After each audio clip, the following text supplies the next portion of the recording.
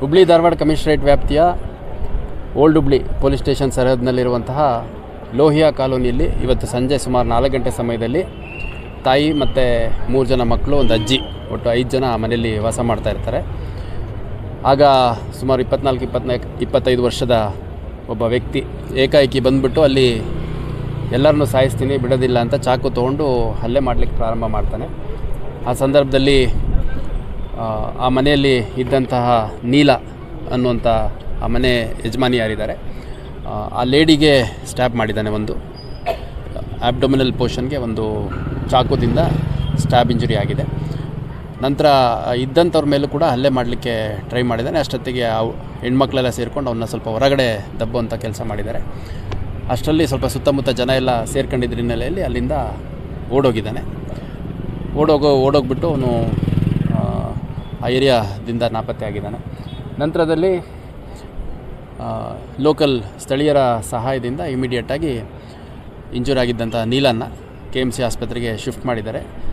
ಈಗಷ್ಟೇ ಟ್ರೀಟ್ಮೆಂಟ್ ಕೊಡ್ತಿದ್ದಾರೆ. ಮತ್ತು ನಮ್ಮ KMC ಡೈರೆಕ್ಟ್ರು ಮತ್ತು ಮೆಡಿಕಲ್ ಸೂಪ್ರಿಡೆಂಟ್ ಅವರು ಕೂಡ ಪೇಷಂಟ್ನ ನೋಡಿ ಇಮಿಡಿಯೇಟ್ ಅವ್ರನ್ನ ಆಪ್ರೇಷನ್ ಮಾಡೋವಂಥ ಅವಶ್ಯಕತೆ ಇದೆ ಅಂತಂದು OTಗೆ ಶಿಫ್ಟ್ ಮಾಡ್ತಾರೆ. ಈಗ ಈ ಸಂಬಂಧಪಟ್ಟ ವ್ಯಕ್ತಿ ಏನಿದೆ ಅಲ್ಲಿ ಸ್ಥಳದಲ್ಲೇ ಮದುವೆ ಆಗಲಿಕ್ಕೆ ಅಂತ ಕೇಳಕ್ಕೆ ಬಂದಿದ್ದೆ, ನನಗೆ ನೀವೆಲ್ಲ ಹೊಡೆದಿದ್ದೀರಿ ಅಂತ ನಾನೇ ಹೋಗಿ ಕಂಪ್ಲೇಂಟ್ ಕೊಡ್ತೀನಿ ಅಂತಂದೆಲ್ಲ ಹೇಳಿ ಕೂಗಾಡಿಕೊಂಡು ಹೋಗಿದ್ದಾನೆ ಅನ್ನೋದು ತಿಳಿದು ಬಂದಿದೆ. ಮತ್ತು ಆರೋಪಿ ಯಾರಿದ್ದಾನೆ ಅವನ್ನ ವಿಚಾರಣೆಗೊಳಪಡಿಸಿ, ವಶಕ್ಕೆ ತೊಗೊಂಡು ವಿಚಾರಣೆಗೊಳಪಡಿಸಿ ಅಗತ್ಯ ಕಾನೂನು ಕ್ರಮ ಕೈಗೊಳ್ಳಲಾಗುತ್ತೆ. ಈ ನೀಲಾ ಅವರ ಮಗಳೊಬ್ಬಳು ಹೆಣ್ಮಗು ಇದೆ. ಅವಳಿಗೆ ಗಾರ್ಮೆಂಟ್ಸಲ್ಲಿ ಕೆಲಸ ಮಾಡ್ತಾಳೆ. ಸುಮಾರು 23 ವರ್ಷ ವಯಸ್ಸು.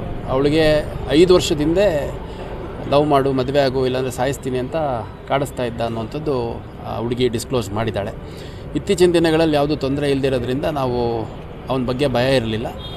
ಆ ಮನೆ ಸುತ್ತಮುತ್ತ ಓಡಾಡ್ತಿದ್ದು ಅಥವಾ ಯಾರ ಹತ್ರ ಆದರೂ ಇವ್ರಿಗೆ ತೊಂದರೆ ಕೊಡ್ತೀನಿ ಅಂತ ಹೇಳಿದ್ದು ಕೂಡ ನಮಗೆ ಯಾವುದೂ ಗಮನದಲ್ಲಿಲ್ಲ.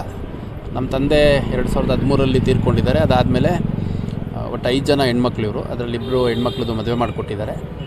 ತಾಯಿ ಕೂಡ ಮನೇಲಿ ಇರ್ತಾರೆ. ಅವರ ಅಜ್ಜಿ ಒಬ್ಬರು BCM ಡಿಪಾರ್ಟ್ಮೆಂಟಲ್ಲಿ ಇದ್ದು ರಿಟೈರ್ ಆಗಿದ್ದಂಥವ್ರು.